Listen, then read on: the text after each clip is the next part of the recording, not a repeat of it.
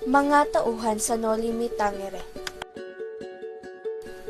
Crisostomo Ibarra. Siya ang binatang anak ni Don Rafael Ibarra na nag-aaral sa Europa, kasintahan ni Maria Clara.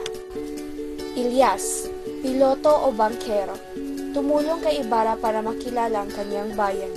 Maria Clara, mayuming kasintahan ni Crisostomo Ibarra, anak ni Doña Pia Alba kay Padre Damaso. Padre Damaso, isang paring Fransiskano na matapos maglingkod ng mahabang panahon sa Santiago ay pinalitan ni Padre Salvi. Siya ang tunay na ama ni Maria Clara. Padre Salvi, siya ang humalili kay Padre Damaso bilang pari ng San Diego. May hilig siyang pagsinta kay Maria Clara. Pilosopo Tasio, siya ang maalam na matandang tagapayo ng mga mamamayan sa San Diego.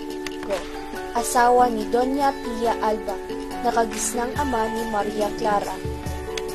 Tia Isabel, hipag ni Kapitan Tiago, tumulong siya sa pagpapalaki kay Maria Clara.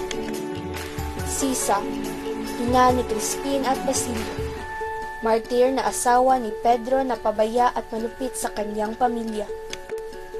Basilio, nakakatandang anak ni Sisa, isang sakristan at tagatugtog ng kampana sa sambahan ng San Diego.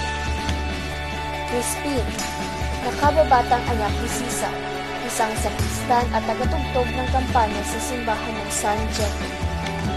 Doña Victorina de Espadanya, asawa ni Don Tiburcio de Espadanya, nagpanggap siyang isang mistisang Kastila. Alfonso Linares, malayong pamangkin ni Don Tiburcio, pinsan ng inaanak ni Padre Damaso na napili niya para magpangasawa ni Maria Clara.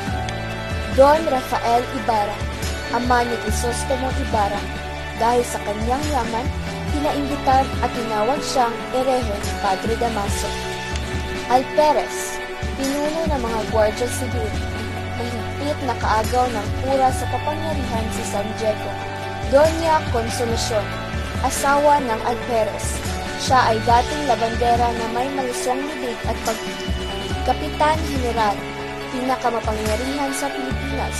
Siya ang lumakad na maalisan sa pag-iekskomunasyon sa Ibarra. Don Filippo Lino, isa siyang tenyente mayor ng San Diego.